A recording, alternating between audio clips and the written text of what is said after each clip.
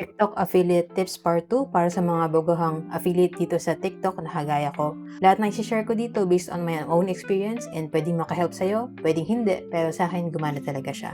So, paano ko nga ba napag-grow yung followers ko from 0 to at least 600 followers, no? Kasi para magkaroon ka ng yellow basket dito sa TikTok, kailangan meron ka at least 600 followers. So, kwentuhan tayo abang check ko tong bagong sample na pinadala sa akin. Ayan. So, noong una talaga, hindi ko muna inisip yung pagbebenta. Kasi 'di ba zero pa naman yung following ko, hindi pa rin naman ako makapag-post ng yellow basket. So, ang inisip ko talaga, paano ko ma-attract yung mga target market ko?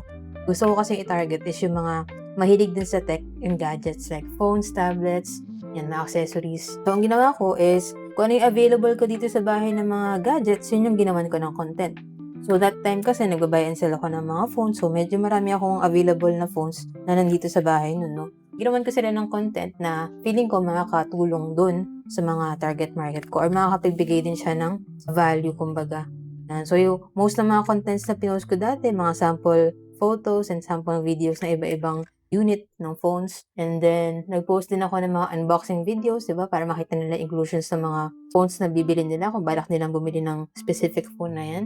As well as yung mga 360 angle view para makita nila yung aesthetics ng phone and kung gusto ba sa kanila or hindi. Ayan. So, nung una, no, hindi talaga ako nag-post ng mga voiced contents. More on voiceless din ako. Pero, nung nag-start na may nagtanong na sa mga content ko, then ako nag-start na gumawa ng video replies. Kasi pag video replies yung nire-reply mo dun sa mga comment, parang another content na naman siya na may ipopost dun sa account mo. Para kumbaga, another video rin siya. Nakatulong ka na, natulungan mo rin yung sarili mong account na magkaroon ng bagong content. And so, yun mostly yung ginagawa ko. Actually, up to now, ganun pa rin. So, yung mga content ko, minimake sure ko na makakatulong siya in a way na useful siya or meron silang bagong info na nalalaman or nasasagot yung mga questions nila. So, pagka kasi yung content mo is highly valuable dun sa target market mo, then hindi malabo na i-follow ka rin nila kasi kumbaga interested din sila dun sa mga content na pinuput out mo, di ba? So, that way, dahan-dahan makakaipon ka ng at least 600 followers dito sa TikTok. So, yun lang, sana nakatulong tong video and share mo na rin sa kakilala mong TikTok affiliate na pwede rin matulungan.